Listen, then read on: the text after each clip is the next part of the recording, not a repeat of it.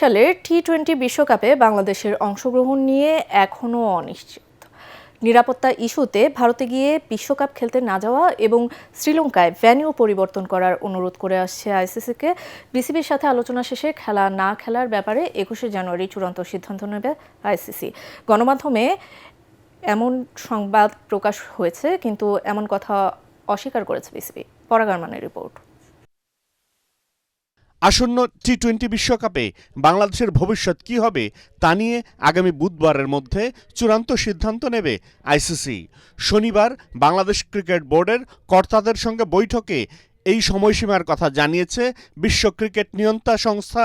গণমাধ্যমে এমনই সংবাদ, কিন্তু বিসিবি মিডিয়া কমিটির চেয়ারম্যান এসব কথা অস্বীকার করেন। বিশ্বকাপের পার্টিসিপেশনের জন্য আমাদের যে ভেন্যুর ব্যাপারে ইনফরমেশনটা আমরা বলে দেই যে ঠিক আছে, আমরা যে ভেন্যুতে খেলতে অপারগ এবং অল্টারনেট ভেন্যুর জন্য আমরা রিকোয়েস্ট করি।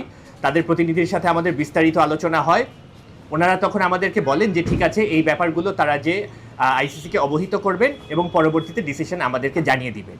তো এ ব্যাপারে ওনারা কোনো স্পেসিফিক ডেট বা কবে নাগাদ জানাবেন কিছুই বলেননি, শুধুমাত্র বলেছেন যে আমাদেরকে পরবর্তী তারিখটা কবে হবে জানিয়ে দিবেন।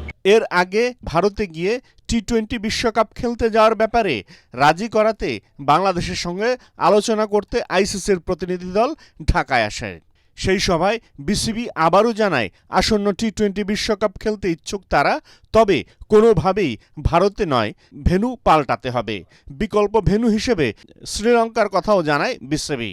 সি গ্রুপে থাকা আয়ারল্যান্ডের সঙ্গে গ্রুপ পরিবর্তনের প্রস্তাবও আইসিসি প্রতিনিধি দলকে দিয়েছিল বিসিবি, কিন্তু বিসিবির এই প্রস্তাবে সাড়া দেয়নি আইসিসি।